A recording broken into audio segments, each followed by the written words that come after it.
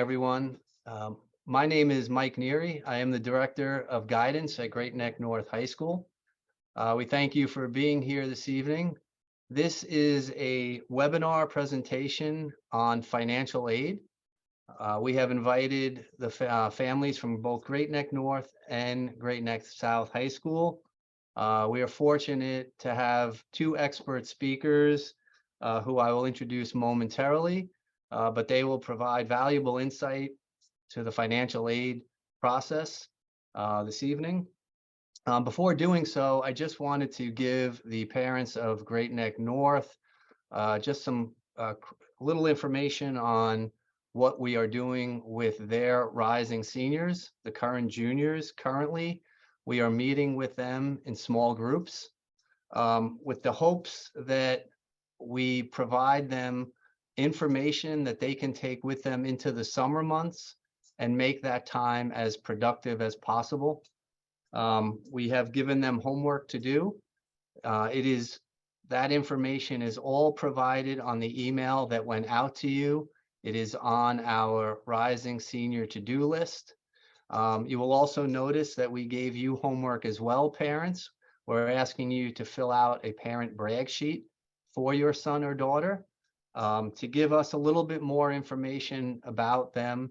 So when we are ready to write their college recommendation letter in the fall, you might give us information that we're not aware of. We know them pretty well, but the more information we have, the better. So we are speaking with them this week. Hopefully your sons and daughters are taking part in the other presentation. We have an essay writing presentation running concurrently, in which they'll get valuable information from a teacher, a former teacher at Great Neck North High School, who is an expert on essay writing.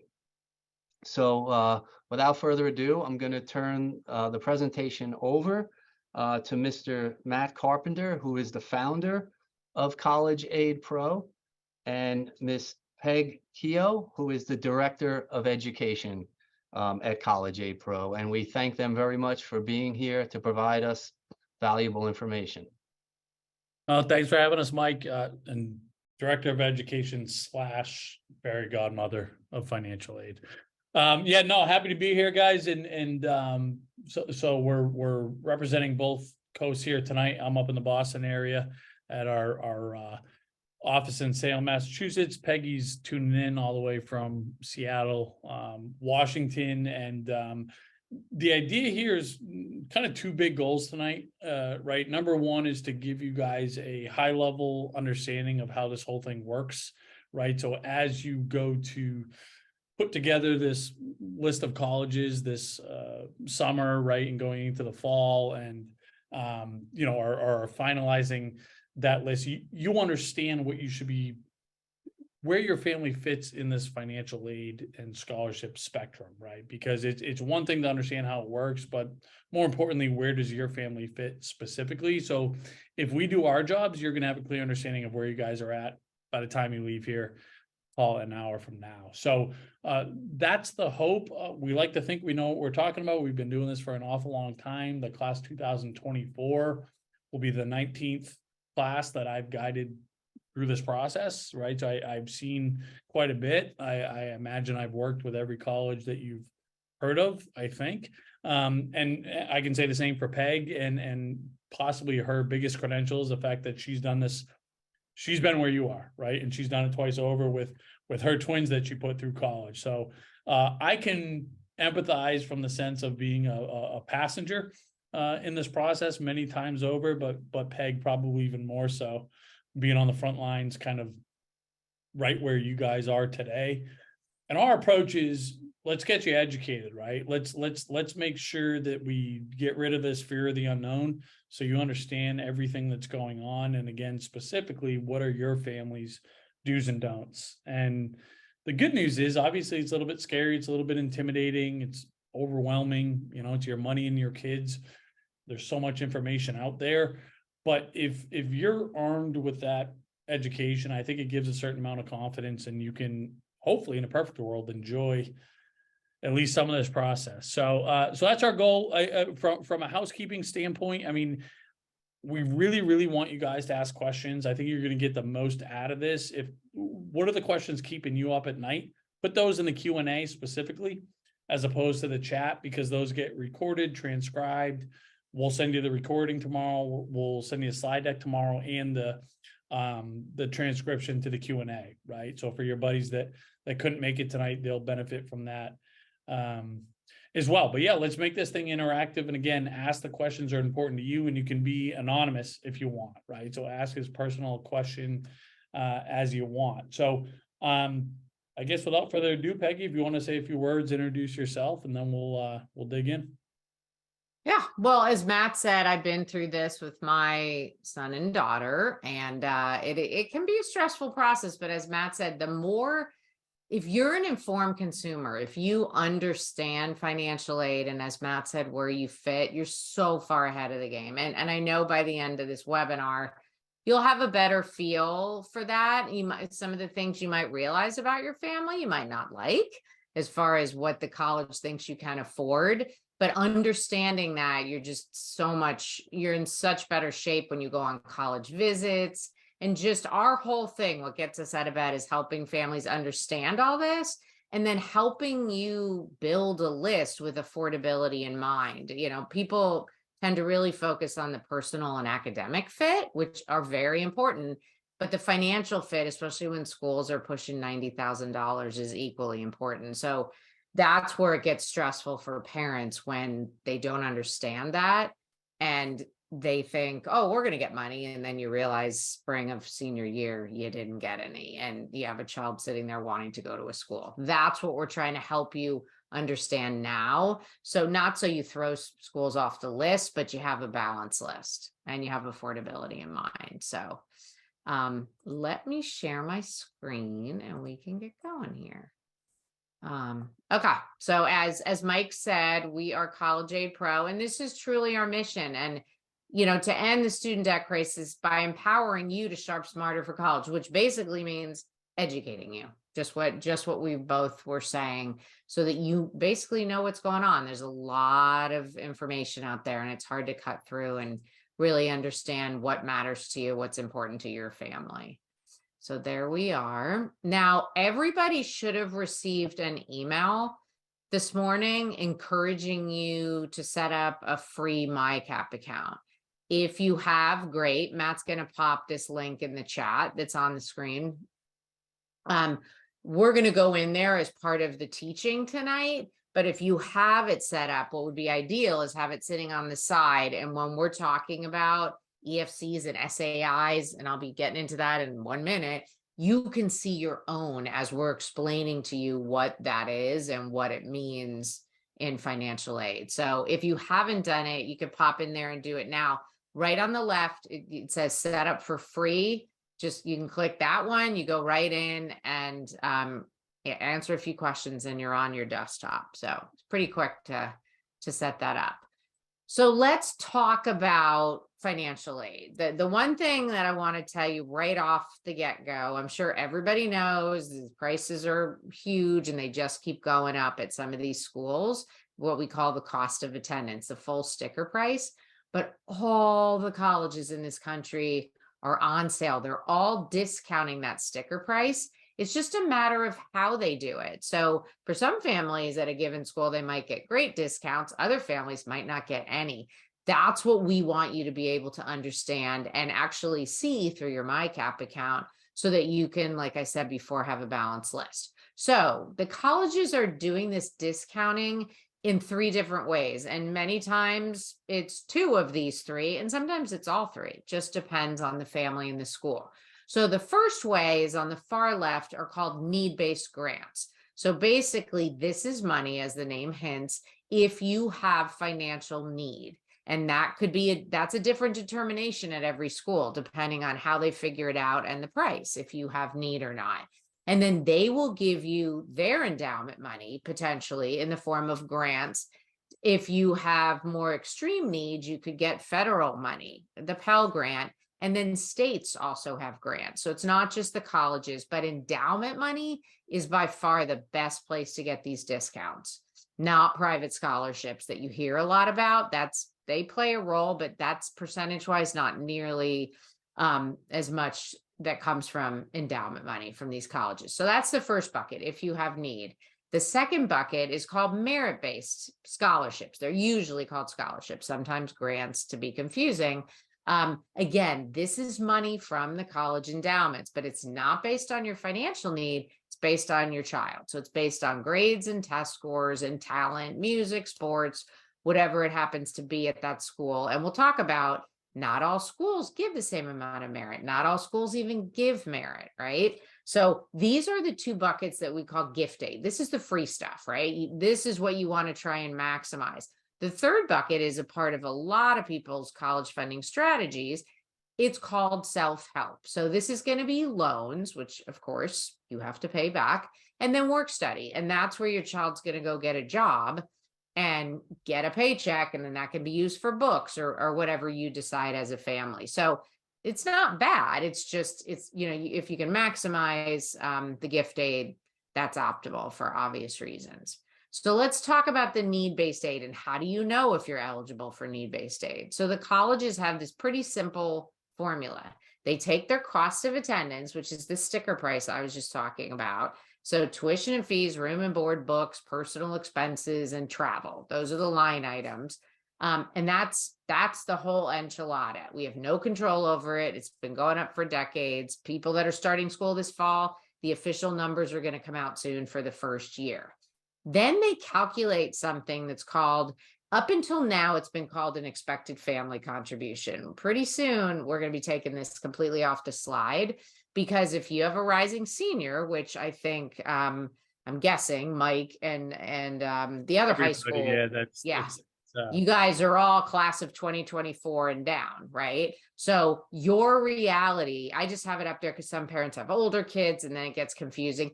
If you know what an EFC is, it's the same thing as an EFC. They're changing the name, and some of the calculations behind the scenes are different, but the name is, it's basically, you can see the formula up here, cost of attendance minus your, what was called EFC, but now it's going to be called a student aid index because there's going to be a new FAFSA, which we'll talk about at the end.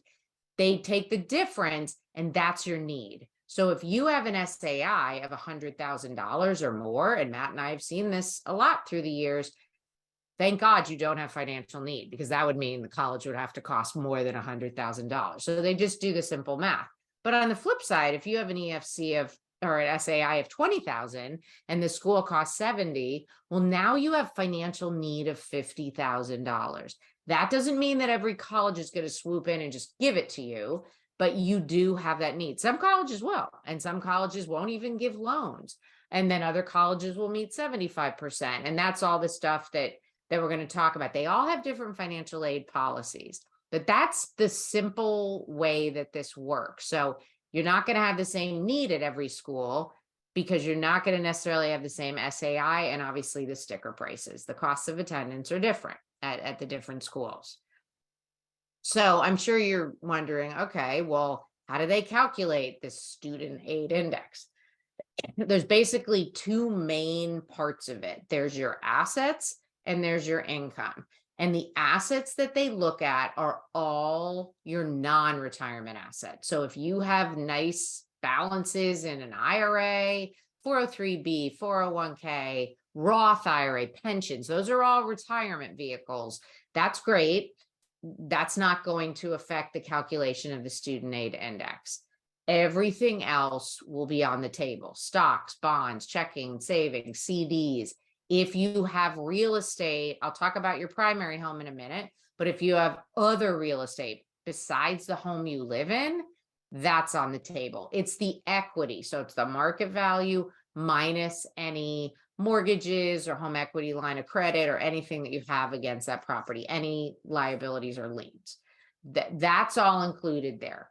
529s, if you're saving either in a prepaid tuition plan or a 529 or a Coverdale, typically the parents are the owners of that account, and then your child is the beneficiary. That's an asset of yours. And that's really important because parental assets are assessed a little shy of 6% at most, whereas student assets are assessed at 20 or 25%. So really big difference. So That's a common mistake that people make on financial aid forms, and it's logical because you're saving for your child. You figure it's their money, and technically it's yours. It's not gifted to them, and you could take it back at any time. So just keep that in mind. That's part of your non-retirement funds. And if you have 3 kids and you have 3 529s, it's all 3 of them. So keep that in mind as well. People will say, well, what about my debt? You know, I have student loans that I'm still paying off, or we have a car loan or credit card debt. That isn't asked about on the main federal form. That doesn't mean you can't share. Like when it comes to the financial aid stuff, this is when you don't want to be shy. If you have certain circumstances that your family's gone through, you're going to want to share that with the colleges if it's worse than what they think, because then they can readjust things, and then you might get more money, or maybe you'll get money when you weren't getting money. So keep that in mind. And then the last bullet here in the bottom right corner, the home you live in. If you're a homeowner, the equity in your home for about 250, 300, mostly private schools, is going to be on the table. So again, market value minus your liabilities, your mortgage. Some schools will literally look at all of that as a liquid asset. We could have a long conversation if that's okay or not, but it is what it is. But the main thing here is you don't want to overvalue your home. You always want to be honest, but you want to find the lowest defensible market value for your home.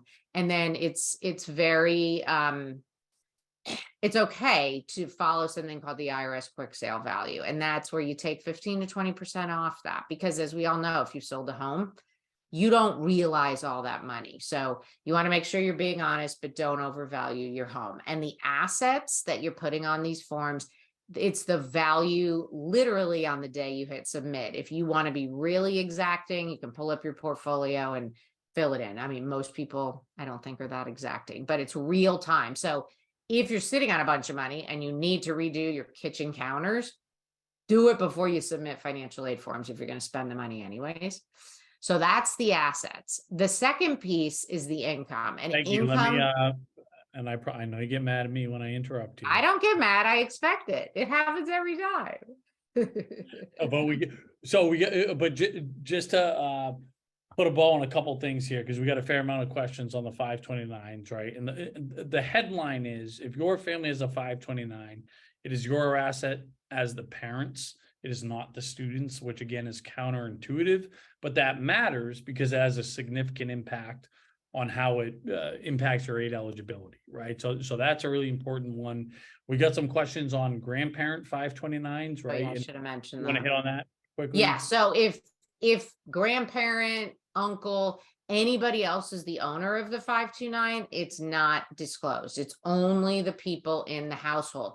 If you're divorced, and we're going to talk about that in a minute, only one parent is submitting the FAFSA. If the other parent owns the 529, they're not on the FAFSA. It's not even included, even though that's the biological dad or the biological mom. So it's only the people in the household, the owners, which is, the parents, basically. Yeah.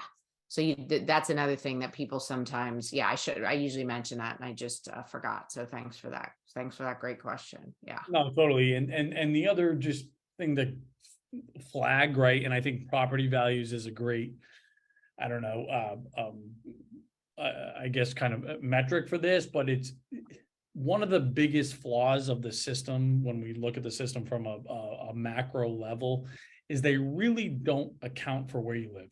Right. So where you guys live, one of the most expensive places to live in the country, in the world, for that matter, right? They're looking at your income the same way that they're looking at income in, the middle of nowhere in North Dakota. Right. I mean, and so that's one of the biggest where you guys get penalized the most. Right. And again, also from property levels. Right. You heard Peg talk about these 250-ish schools that consider your primary residence fair game, right? I like to pick on Boston College in my backyard. Amazing institution, obviously, but they're one of these schools where if your home's worth 600 and you owe 200 on it, they look at you and say, well, you have a $400,000 savings account, right? So that's why number one, we just like to make sure that people understand that, because it can be really frustrating, especially as you're going through this for the first time, of like, what are they talking about that I can pay X amount of dollars a year for college based on what I pay in taxes and, you know, everything else that I don't need to remind you all about. But I think it's important that you understand the reality. And again, there is a way to be strategic in some of these gray areas of the process, right? We want to be smart about how we take advantage of that. Sorry, Peg, go ahead, Bill. Okay, so now let's talk about income. And there's been a couple questions that I was just looking at. So I will address one of them right now. Income, unlike assets, which is real time, is actually a 2-year look back. It's called prior year. President Obama put this into place. So all of you parents that have a class of 2024 child, when you do these forms this fall and starting in December for the FAFSA, all the questions are going to be about 2022.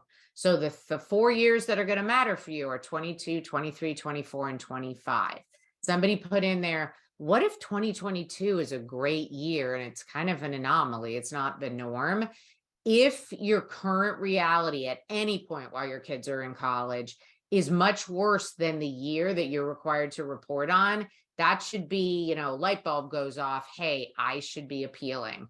And we'll touch on that very, very quickly at the end. That's a whole webinar in and of itself, but don't stress about that. What'll happen is by the time you're doing these forms, it's going to be close to 2024. So you'll probably be appealing and saying, hey, look at my 2023. It's not anywhere near 2022. Based on your question, that's what it sounded like. So that's what you're going to do. You're going to handle that in appeal, but you have to follow the instructions and submit for the year that they tell you. So basically, it's mostly comes off of adjusted gross income for the parents. There's some add-ins on top of it, but there's a few things that Uncle Sam doesn't make you pay tax on that they throw into the bucket in the financial aid world. They used to throw in your 401k and 403b contributions.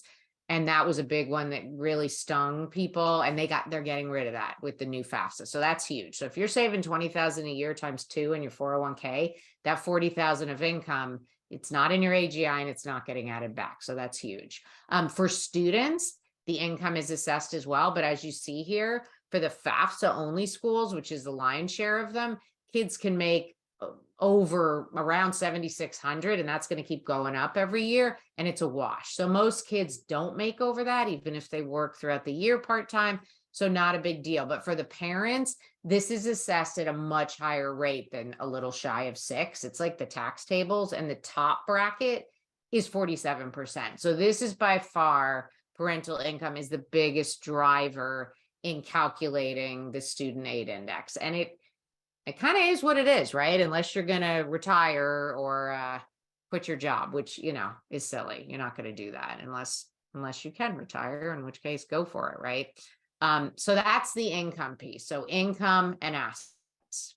So what if you have set up your account and you're looking at your EFCs? It says EFC in there. We're going to change that starting in July. You're looking at your soon to be SAIs and you're like, oh, I don't really have any need-based eligibility. So what do you do then? So you remember that first slide I showed, that middle bucket was merit scholarship. So now I'm going to let Matt talk about that, because I would say at least half of the people that I've worked with, the thousands of families over the years, they don't have need-based aid eligibility, but it's really tough. Even back when I started, it was $60,000 a year. That was still really tough to cover full price. It's like $250,000, and now it's even another story. So I'll turn that over to you, Matt.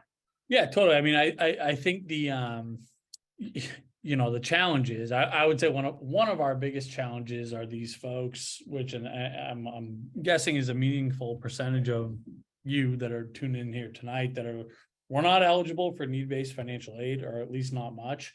But we really don't feel like we're in a position to start cutting checks for $90,000 a year times 4 years times 3 kids, right? And this is the first year. So next fall, we have double digits. It's going to be dozens of colleges that hit this $90,000 all-in cost of attendance mark, which is just insane.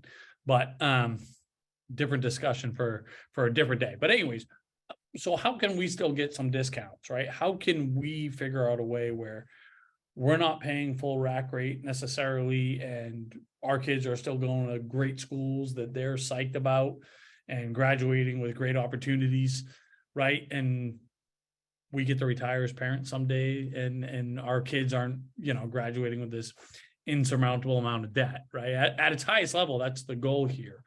And the most obvious one is, well, let's figure out schools that are likely to give our kids some merit-based scholarships. And we'll do a little bit of a deep dive in a second here. So we'll put a pin in that, but a couple other things I want to talk about. The second point here is not necessarily common knowledge in my experience. And that is that a decent amount of colleges, if you even want to be considered for merit-based scholarships, they require that you do the FAFSA and or the CSS profile. They require that you do the financial aid applications, even if you're not eligible, as just one of the boxes you got to check to throw your hat in the ring for scholarship. So I think a decent amount of families kind of miss the boat on that, because again, they just assume, and probably correctly, we're not eligible for need-based financial aid. So why would I do the FAFSA, or why would I do the CSS profile? NYU is a great example. If you even want to be considered for any merit-based scholarships, you got to do the FAFSA and the CSS profile, right? Obviously, they're very competitive. Merit-based scholarships, there's not a ton of them. It's hard enough to get into that school, period. But if you want to be considered for some merit-based discounts, that's one of the boxes you got to check. And don't miss deadlines at NYU, because they don't budge. They're tricky, those guys. Great school, great school, but it's anyways, you get the point. And then the other one that I want to flag here is kind of going down to this asterisk, and then I'll spend a minute on the last point. But there's now over 100 colleges. I think it's hovering right around 100 colleges where scholarships do not exist. And that's something that, again, in my experience, is not necessarily common knowledge. Not everybody that I talk to knows. Like, quick pause here. Hey, poor Jara. I make her come from our house on a school night because I forgot my charger. Oh, That's so your computer doesn't die. Exactly. So hold that thought. That's when you know. That's when you know you got a good team, right, guys? But the takeaway is that as you're finalizing your list of colleges, especially if the price point matters at all, and you have a really talented kid that is going this kind of seeking out these really competitive colleges, just make sure. A big thing that we're always talking about is hedging your bets a little bit, right?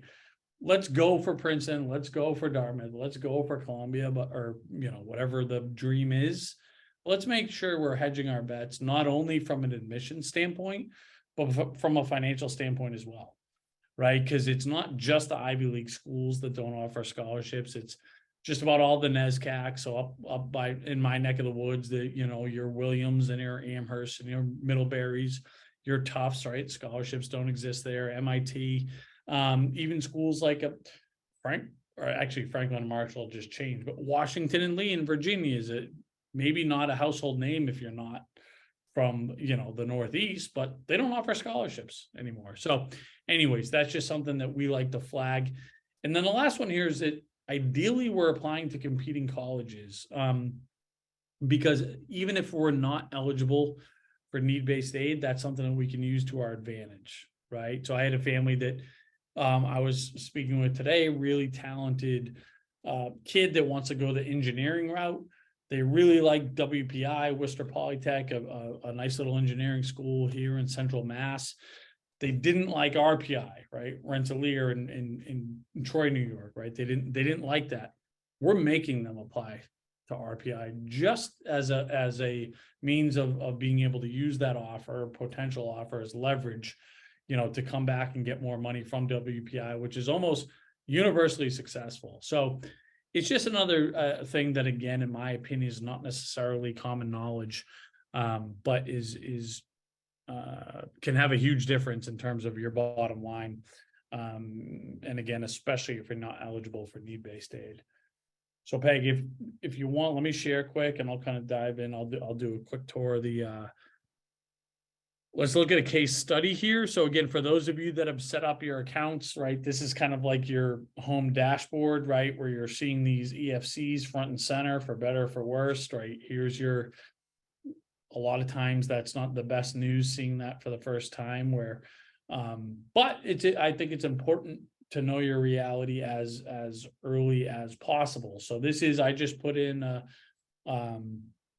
kind of a dummy example for a Great Neck resident here, but this is not wildly uncommon. And one thing that I like to point out right away is that, and to further complicate things, there's more than one EFC, soon to be SAI, right? And any given college can fit into one of these two buckets.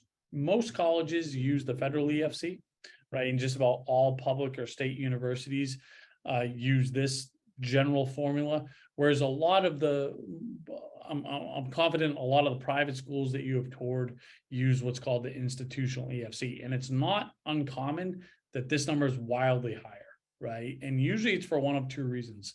The biggest one is that they're homeowners, right? If most of the schools that use this methodology consider home equity fair game to varying degrees, right? So that'll be one reason why your kind of foundation in terms of need-based financial aid eligibility is way higher there.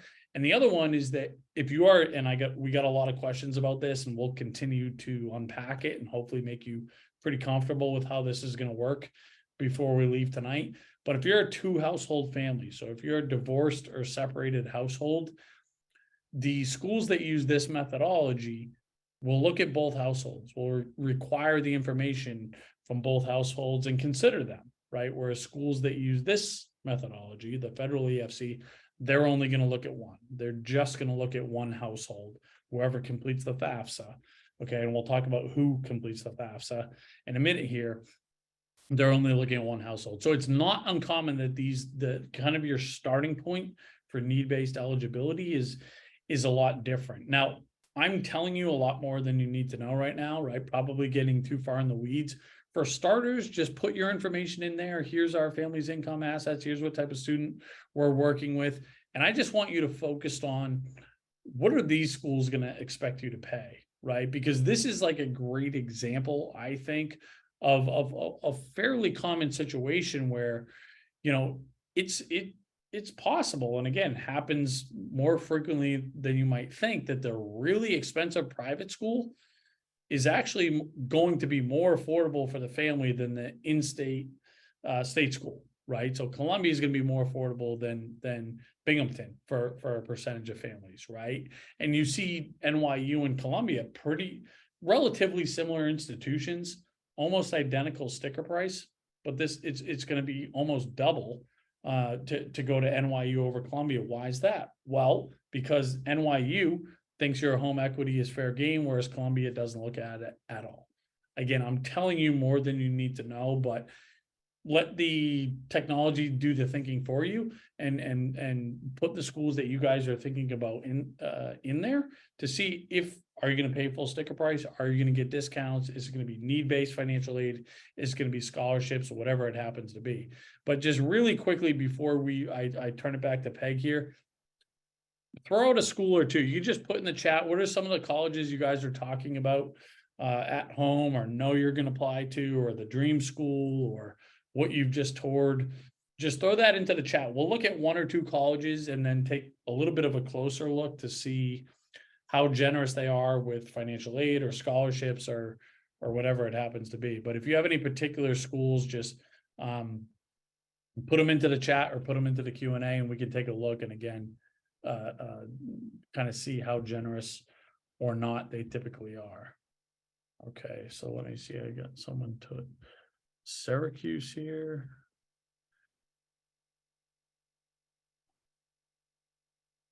So pretty stinking expensive, right? Syracuse are creeping up to these, they're going to approach $90,000 next year, but they're pretty generous with need-based financial aid, right? So for this family, they can expect a need-based discount of somewhere in the range of $35,000. And if you want to look more at the why, you can click on the financial aid tab and it's going to show you, well, okay, that makes sense. They meet 97% of need-based financial aid. That adds up, right? And then for all these schools, we have all their scholarships in here, and it's going to tell you if we think there's a reasonable expectation. And we'll never be perfect, especially with projecting merit-based scholarships. But if you're on track for merit-based scholarships, that will be in here as well. But anyways, we just want to make sure that again, you have a decent understanding for what are these colleges actually going to cost you. So, take advantage of that resource. All right, I will share my screen. A couple people put in like Cornell and Yale, those Ivy League schools. Peg's a Cornell grad, so she always has to flag that. And I was not sharing them, but okay.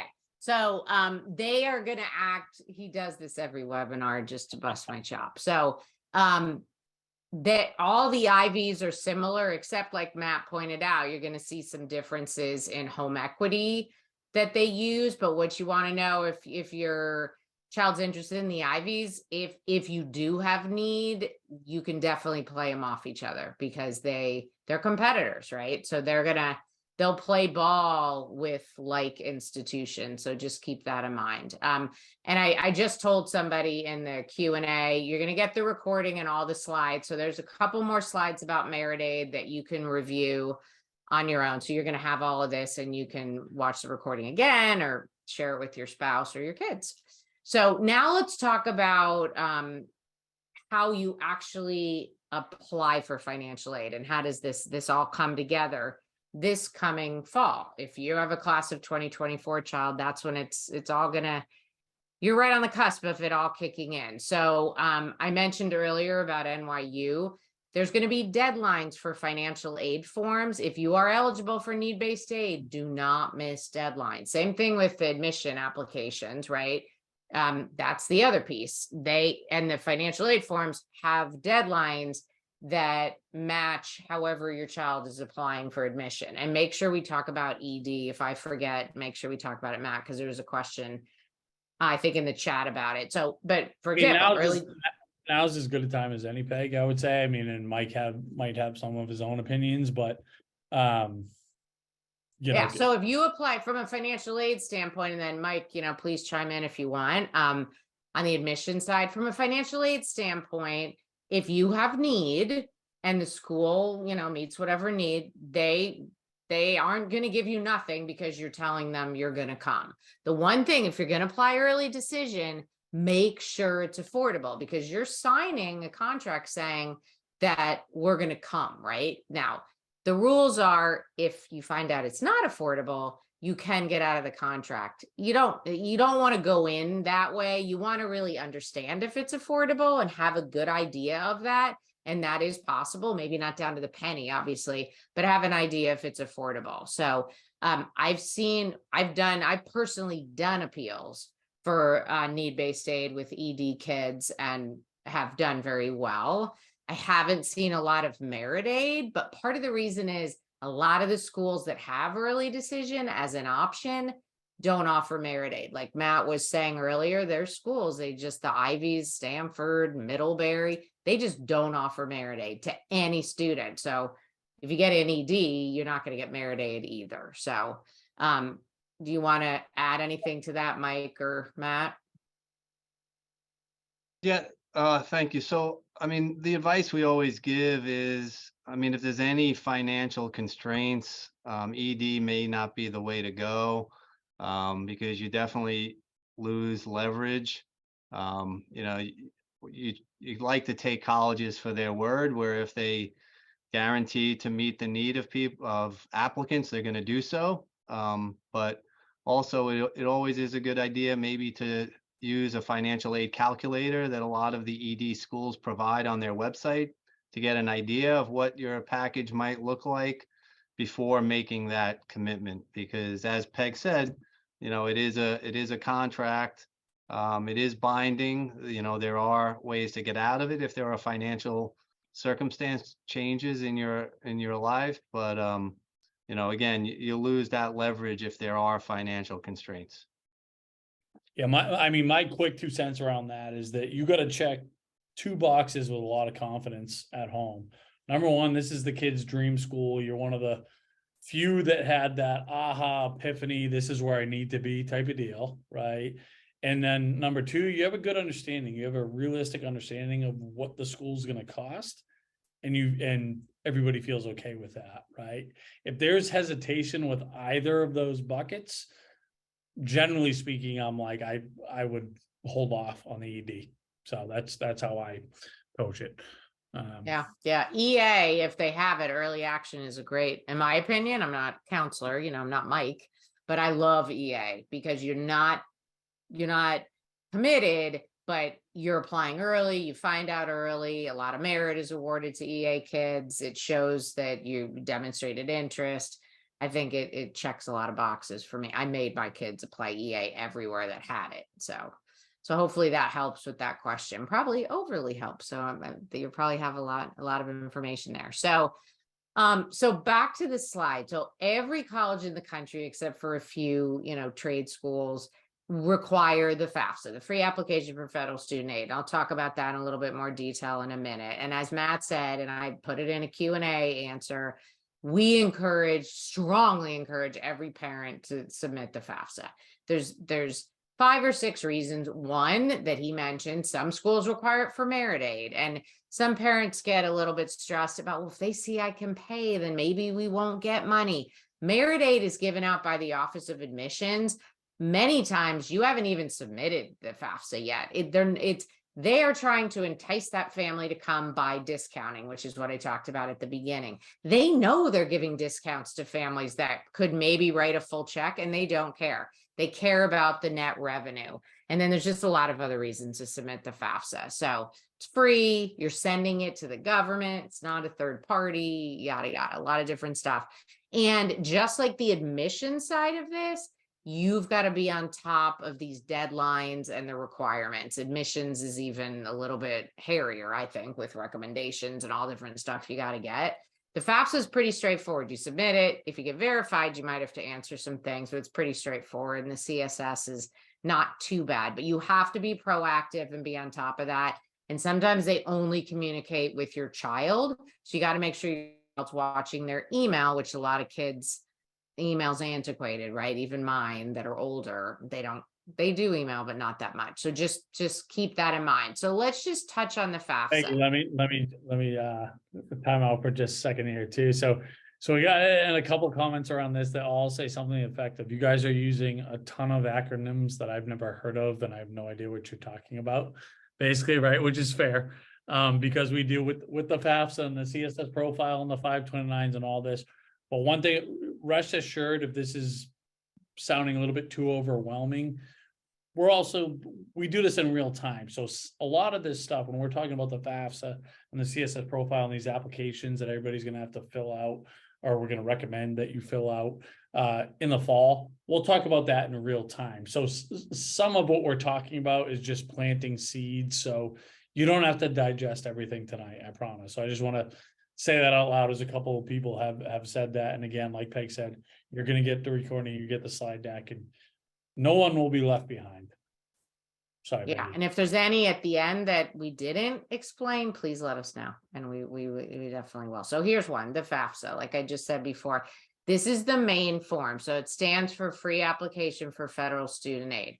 Most colleges in the country only require this form. You're going to submit it this fall. It usually goes live October 1, but because they passed what was called the FAFSA Simplification Act back in December 2020, all those changes are going into place. Most of them, a few already happened, but the big ones for the class of 2024 students. So the Department of Ed needed a little bit more time this year to get that all in place. So for this year only, the FAFSA is going to go live, meaning you can log in and start completing it in December. They haven't told us the exact date. We're hoping it's going to be very close to December 1. You're now in the CAP community, so you'll get our emails and we will tell you as soon as we know. But just have in your mind that it's going to be December, and this is a one-off. Normally it's October 1. So next year it should be back to October 1. And then the prior year and the base year being 2022 for income, we talked about before.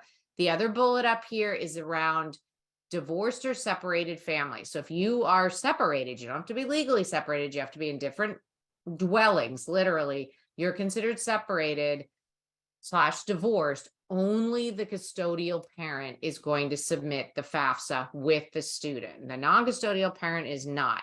The rule that defines custodial parent is changing. So if you're brand new to this, it doesn't really matter. If you're not, the rule that wherever the child slept the most nights was the custodial parent is going to be gone if you have older kids.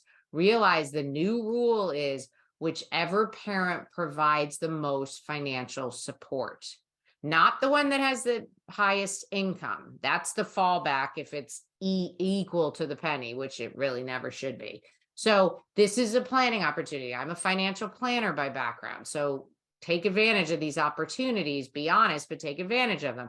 You're going to want to sit down and figure out, just because if you receive child support, that might mean that you don't provide more of the financial support, but it might not. If you're paying a mortgage and the child lives with you most of the time and you're paying for all the sports and the music lessons. So it's, even if you're not a numbers person, it's going to be worth your time and effort to sit down and really figure out who provides the most financial support. Because if you can be honest, and it's the parent with the lower income and the lower asset base, then you're going to have a lower student aid index and you could get more financial aid. So just keep that in mind with the FAFSA. And we had this question, but I'll answer it live too. I answered it in the Q&A. If you are remarried and you're the custodial parent, it's the household. So the new parents' financials are part of it too. Even if you have a prenup, even if the new spouse didn't adopt the child, none of that matters in financial aid. You're a unit, and both of you, it's your household income and it's all of your assets. So just keep that in mind. And the one thing that you need to do before submitting the FAFSA is to get a federal student aid ID. There's another abbreviation here, FSA. So federal student aid, basically a username and password. This is going to change the process to get this. So this is the URL that it's been in the past. I've been doing some reading on this. It might get a little bit more complicated. We will have vlogs and we will be on this journey with you. So we'll keep you posted when the Department of Ed actually comes out and gives clarification on this stuff. But just realize you're going to need this basically to e-sign, to electronically sign the form, because the government wants to make sure you are who you are, basically. So that's the one thing you need to do ahead of time. If you have a rising junior or rising sophomore, you don't need to do it now, right? You don't need to think about it. This is for the class of 2024. You're going to want to do it not the day before you're going to submit your FAFSA. Okay. So that's how the FAFSA works. This next slide, we're going to go through in the fall. We'll have line by lines of the financial aid forms. We hit some of these already, but you guys are going to get the deck and you can read through these at your leisure. So the second form that I think people were writing in saying, hey, what is all this stuff? The CSS profile. It's basically a second financial aid form that mostly private schools require in addition to the FAFSA, not in lieu of the FAFSA. There's a few publics in there, William and Mary and UVA and Michigan and UNC Chapel Hill. I think that's all of them. And basically, it's just a much longer form. As Matt talked about when he was in the software, they're going to ask about your primary home, which is not included in the FAFSA. The FAFSA is getting much shorter. It's going down to about 36 questions. This one is 150, 200, I've never counted, at least 200 questions, right? So it's much longer. So as far as if you're divorced or separated with the CSS profile, it's very different. What you're going to be doing is that custodial parent is going to submit the CSS profile online with the student, just like the FAFSA, but the non-custodial parent is going to submit what's called a non-custodial CSS profile. College Board, which is the nonprofit that does SATs and APs. So your kids in the PSAT, they all probably have logins, right? That's how you're going to access it. Those CSS profiles go to College Board separately. So privacy is maintained.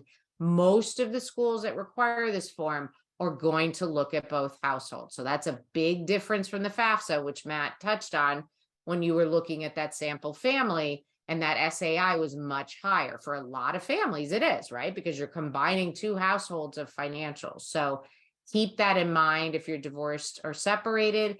Also, not all these schools look at the non-custodial parent. Most of them do, but there are a few in there, UVA, Santa Clara, out in California, they just don't. They don't look at the non-custodial parent. So that's another planning opportunity if this is, you know, your family. And then the last one here, if you're a business owner on the FAFSA, they're going to ask for the value of your business.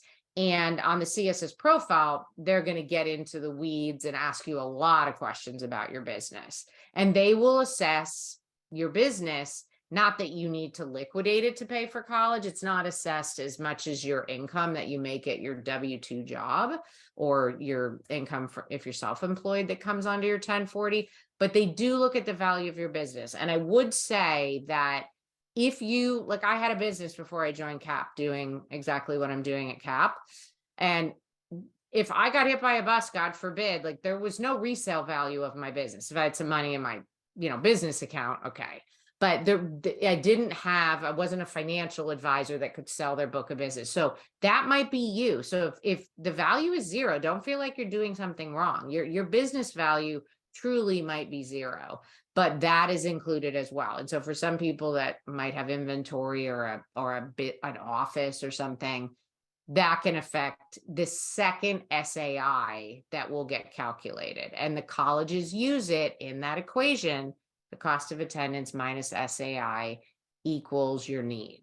So you could have two different ones. Again, another list of things to keep in mind. You guys are going to get the deck tomorrow. So I'll turn it back over to you, Matt, just to touch on the upcoming changes. I mean, I touched on the divorce one, but yeah, totally. And just to reiterate on that, especially for business owners, like if you're gonna miss when you're being asked to estimate the value of your business, err on the side of pessimism, right? And you want to have a conversation. I mean, these are things, these gray areas, right? We welcome conversations with colleges. So don't hurt yourself by overestimating certain things. And if a college thinks that you underestimated, that's an opportunity to have a conversation. Right. And that's a goal, right? That's kind of a win for us for those types of things. So you know, Peg mentioned this, she teased it, but there's some major changes happening here. And the U-Class 2024 families are the guinea pigs, right? For a lot of these, there's some great ones, right? There's some really, really good ones. So I don't want to come across as doom and gloom here. And the biggest one being that the families that need the most help are getting more help, right? So I think collectively we're psyched about that. Nobody's disagreeing. Nobody's not celebrating that fact. The form itself is becoming easier to complete, at least in theory, right? At least that's what they're telling us. At least there's a lot less questions because, again, the form itself was a barrier to entry, especially for families that you know, are first generation immigrants and English is a second language, or it's students that are really leading the charge here, and their financial acumen is what you would expect it to be for a 16, 17, 18-year-old, right? So we're making significant improvements there. Everybody's psyched about that. The challenge is, the problem is that it's not the Department of Education that's assuming the cost for this. It's other families. Right. It's not coming out of the government's budget. Who's going to pay for this are divorced and separated families, small business owners. And I think who's going to have the hardest negative impact are families that have more than one sibling in college at once, more than one student in college at once, right? So whether it's multiples like Peggy, or even if you have kids that are 2 years apart, right? You have one that's a senior, one that's a sophomore. Right now, the formula accounts for that as you would expect, as it should, right? So if your EFC or SAI is $40,000, and now you have 2 kids in school, they're going to say, okay, well, each of your kids has a $20,000 SAI to account for this $40,000 household SAI. That's going away. This sibling discount is going away. So now effectively for these families, and that's a huge percentage of families, cost of college is going to double, right? They're saying, well, you can pay $40,000 for each kid, even though your income and resources are still the exact same. So that's to me the most egregious negative in terms of some of these FAFSA changes. And Peggy, you can go to the next slide quickly. And if you have the Yeah, and I'll just share real quickly, again, another planning opportunity, the CSS profile schools, when they calculate that second SAI, they reduce SAIs by 30 to 40% if you have 2 in school. Somebody just wrote in, what if I have quadruplets, right? That would reduce it big time pre these changes, but the CSS profile schools, they're telling us off the record, they're still going to give these discounts. So those schools might look they might have higher sticker prices, but your SAI might look much better if you have multiple. So keep all that stuff in mind. Oh, great call. Thank you. But anyways, this is one we've worked hard to try to get this from going through. We've even got in the room with some decision makers, but they're basically like, until you get 100,000 signatures, and I think we're at like 67,000, you're not going to be able to move the needle. We're running out of time here, but we're going to fight till the end. So if you're open to it, it takes 30 seconds. Please sign the petition. Better yet, please share it. If it doesn't impact you, I promise it's going to impact some people you care about. So if you're open to it. Yeah, I just put the link in the chat. Plus, you can put your phone up to the QR code, whatever you like better. Fancy, Peggy. Fancy. That's the all right. Good for you. Okay, so again, we're just gonna tease this like Peg mentioned, but I like to plant the seed as early as possible.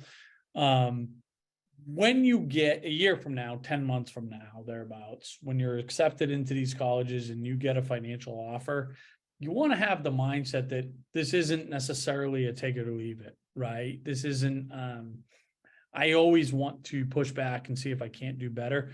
There's a method to that madness, but a couple of things that we talked about that are relevant, even at these really early stages, obviously that's like 4 steps down the road from now, is applying to competing schools. And then the other one that came up tonight is, well, what if 2022 was a great year for us income wise, but that was an anomaly, right? That was the exception to the rule.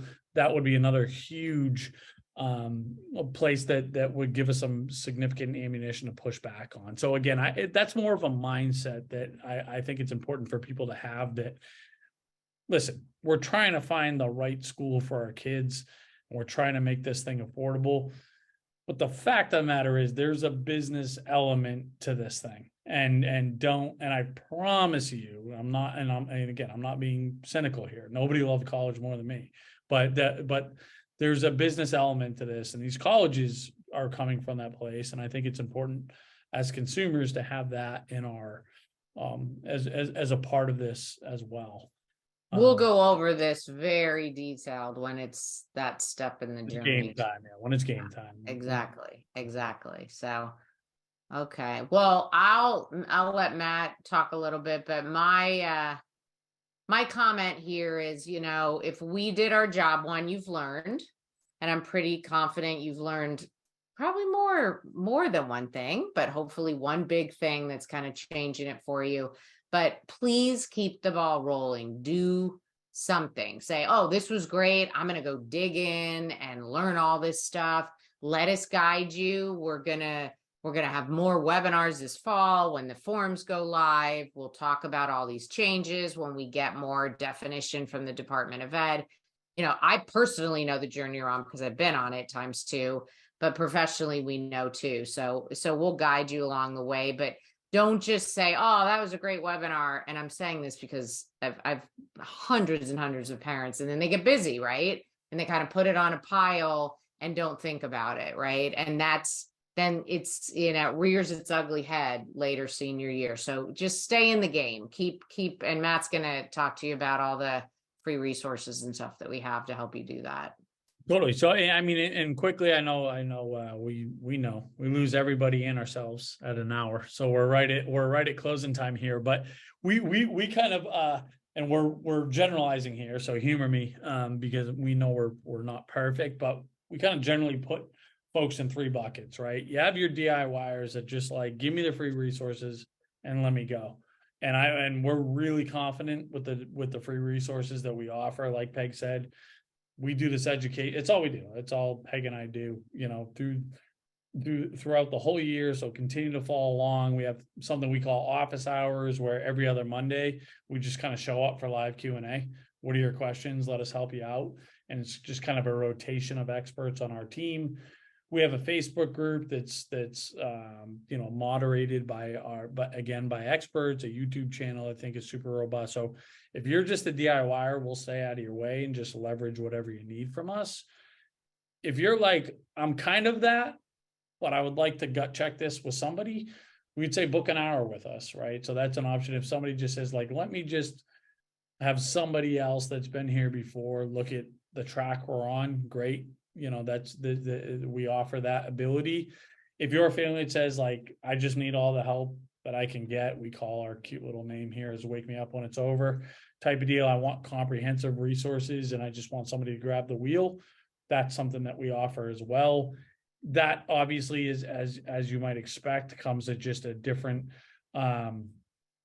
investment, different price point. But if you want details, you can talk to somebody on our team to say, hey, what is, as a matter of fact, I'll put this link in the chat. But if you want to talk with somebody on our team to get specifics around, should I book an hour with you guys? Do I want something beyond that? I put that link in the chat and we'll just get you your questions squared away. And then let me just give you the link to this actual page here so you guys can dig in yourselves. But I would just echo Peg's basic sentiment, which is like, continue to stay engaged in whatever capacity, whatever bucket you fit in here. Hopefully we can be a part of that resource for you all moving forward. And you know where to find us now. And go tell Mike what you liked about tonight, what you hated, right? We'll see if we get invited back in the fall or not. But that'll be based on whatever you guys got out of tonight or did not, I guess. And again, you'll get the slide deck and recording tomorrow. So Mike, any closing words? I think that's So Matt and Peg, thank you so much for starting this process with our junior families. I know you guys have a lot of great services to offer, and this is really just the first step. So we will definitely get some feedback from our constituents, and then we will plan accordingly going forward. So, but thank you very much.